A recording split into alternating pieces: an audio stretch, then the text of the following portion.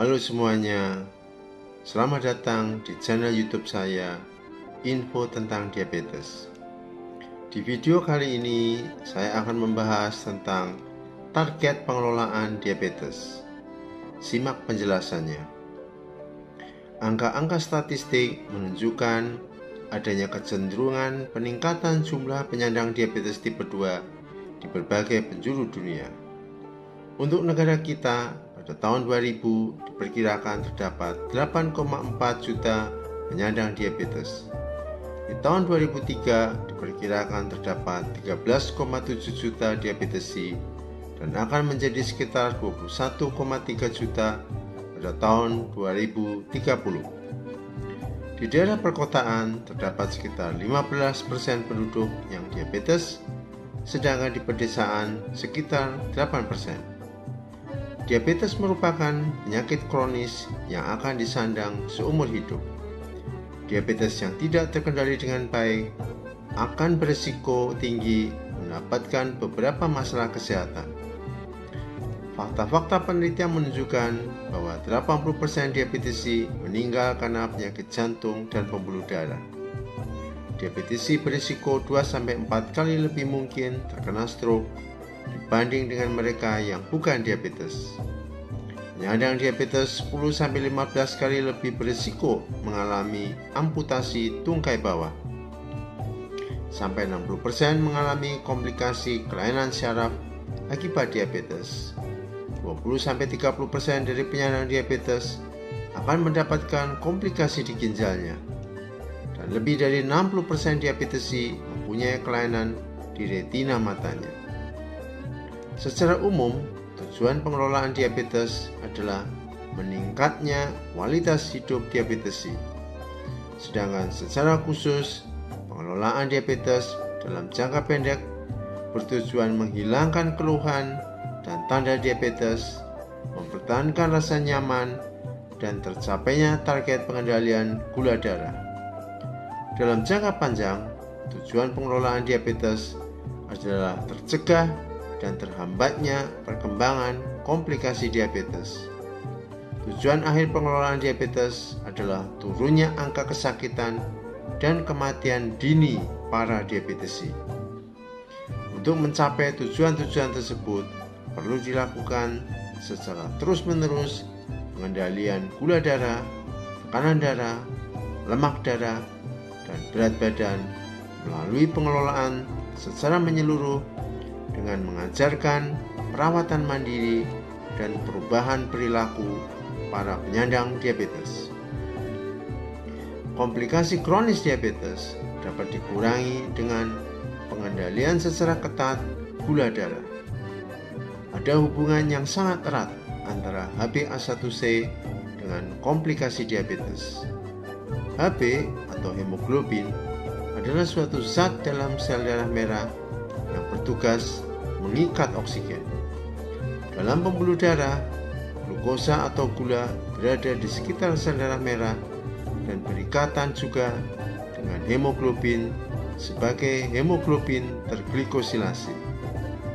Hemoglobin yang sudah terglikosilasi itu dapat diukur dan memberikan gambaran rata-rata gula darah dalam kurun waktu tertentu.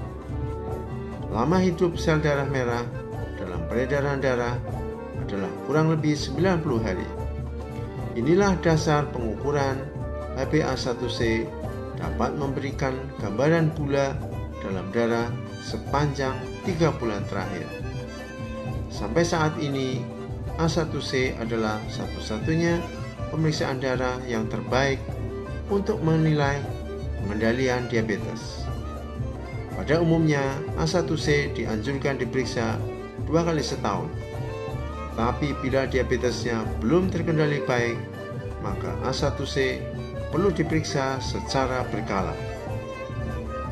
Bila HbA1c kurang dari 7%, disebut diabetes yang terkendali baik. Untuk diabetes yang berusia lanjut, target A1c adalah kurang dari 7,5%. Pemantauan kadar gula darah harian yang rutin dapat dilakukan di laboratorium kesehatan atau secara mandiri di rumah dengan mempergunakan alat glukometer. Waktu pemeriksaan yang dianjurkan adalah pada saat sebelum makan, 2 jam sesudah makan, sebelum tidur malam, dan kalau perlu pada dini hari. Diabetesi yang kontrol gula darahnya buruk atau tidak stabil disarankan melakukan pemeriksaan gula darah setiap hari sampai target tercapai. Diabetesi yang kontrol gula darahnya baik, pemeriksaan dapat dilakukan 1-2 kali per minggu. Kadar gula darah diperiksa lebih sering pada diabetes tipe 1, diabetesi yang menggunakan insulin, yang aktivitas fisiknya tinggi, yang sulit mencapai target terapi, selalu tinggi atau sering mengalami hipo, dan pada saat sedang sakit serta hamil. Target pengendalian gula darah yang baik adalah apabila kadar gula darah saat puasa kurang dari 130 mg per desiliter dan 2 jam sesudah makan kurang dari 180 mg per desiliter. Untuk diabetesi lansia, target pengendalian gula darah yang aman adalah puasa kurang dari 140 mg per desiliter dan 2 jam sesudah makan kurang dari 200 mg per desiliter. Gangguan lemak dalam darah pada diabetesi lebih meningkatkan lagi risiko terjadinya penyakit jantung dan pembuluh darah. Kadar lemak di dalam darah, baik kolesterol total, kolesterol LDL, kolesterol HDL, dan trigliserida perlu diperiksa pada saat pertama kali diabetes ditemukan dan selanjutnya dilakukan pemeriksaan minimal setahun sekali. Sedangkan diabetesi yang profil lemaknya jelek, pemeriksaan lemak darah perlu dilakukan lebih sering sampai membaik. Gangguan lemak darah yang sering ditemukan pada diabetesi adalah peningkatan kadar trigliserid dan penurunan kolesterol HDL. Sedangkan kadar kolesterol LDL bisa normal atau meningkat.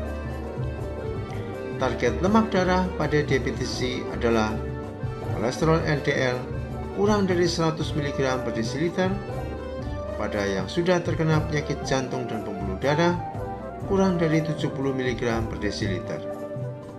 Trigliserida kurang dari 150 mg per desiliter. Kolesterol HDL lebih dari 140 mg per desiliter pada pria dan lebih dari 50 mg per desiliter pada wanita. Tekanan darah diperiksa pada setiap kunjungan diabetesi ke fasilitas kesehatan. Bagi yang tekanan darah sistoliknya lebih dari 140 mg Hg atau diastoliknya lebih dari 80 mm Hg, perlu diukur ulang beberapa hari kemudian. Tekanan darah sistolik yang tetap lebih dari 130 mm air raksa atau diastolik yang tetap lebih dari 80 mm air raksa adalah batas dimulainya pengobatan tekanan darah untuk melindungi fungsi ginjal dan pembuluh darah pada diabetesi. Target tekanan darah untuk diabetesi adalah sama dengan atau kurang dari 130/80 mm air raksa. Akhirnya, bagaimana? Tentu Anda sekarang sudah paham tentang ABC target pengelolaan diabetes. Terima kasih sudah menyaksikan video ini. Bolehlah untuk like, share, dan subscribe, serta tunggu video selanjutnya. Salam sehat.